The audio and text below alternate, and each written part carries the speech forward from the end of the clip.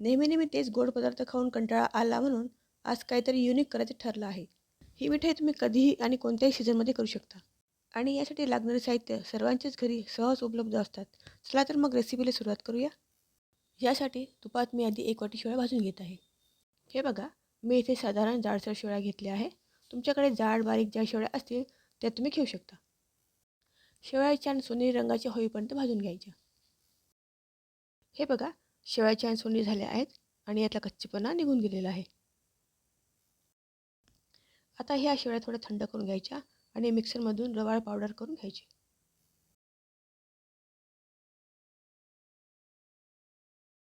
हे बघा, याप्रमाणे शेवयाची पावडर थोडीशी रवाळ असायला हवी. आता ह्या पावडरला आपण थोडं बाजूला ठेवूया आणि आपल्या पुढच्या प्रोसेसकडे वळूया. आता मी इथे थोडासा डिंक, काजू, बदाम, खारीक, सुकं खोबरं आणि काही मनुके घेत आहे. हा डिंक पावडर करून तुपात तळून घ्यायचा आहे. सुकं खोबरं मी इथे किसून घेतलेलं आहे आणि ड्रायफ्रूटची बारीक काप करून घेतलेली आहेत आणि खारीकची सुद्धा पावडर करून घेतलेली आहे. साधारण 1 ते 2 मिनिट हे सर्व साहित्य तुपात भाजून घ्यायचं आहे. भाजताना ड्रायफ्रूट जळणार नाही याची काळजी घ्यायची.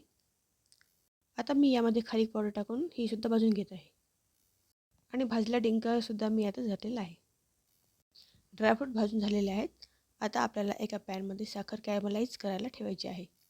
साखर अशी एकसारखी पसरवून घ्यायची आणि साखर कॅरमलाइज करताना त्यामध्ये पाणी घालायचं नाही आहे. हे बघा, साखर कॅरमलाइज होत आहे. हे बघा, याप्रमाणे पॅन गोल फिरवून सर्व साखर वितळून घ्यायची आहे. तुम्ही जर माझ्या व्हिडिओला पहिल्यांदा बघत असणार तर अशाच नवीन नवीन रेसिपीजसाठी माझ्या चॅनलला सबस्क्राईब करायला विसरू नका. हे बघा, साखर छान कॅरमल झालेली आहे. आता यात थोडं थोडं दूध घालायचं आहे. जेवढ्या तुम्ही शेवया घेतलेल्या आहे त्याच्या दुप्पट प्रमाणामध्ये तुम्हाला दूध घालायचं आहे. इथे मी 1 वाटी शेवयासाठी 1 वाटी साखर घेतलेली आहे. तुम्ही कमी जास्तसुद्धा करू शकता. हे बघा, हे दूध आणि साखर मी इथे छान एकत्र करून घेतलेलं आहे.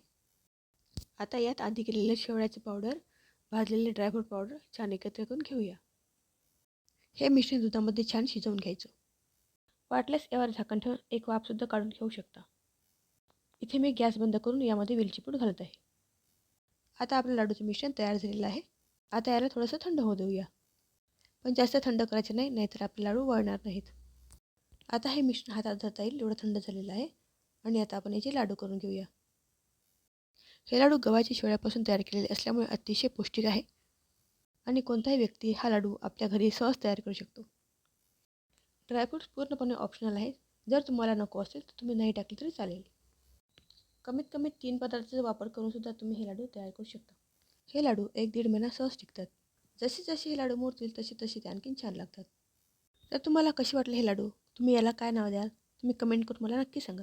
व्हिडिओ जर आवडला असेल तर लाईक करायला विसरू नका.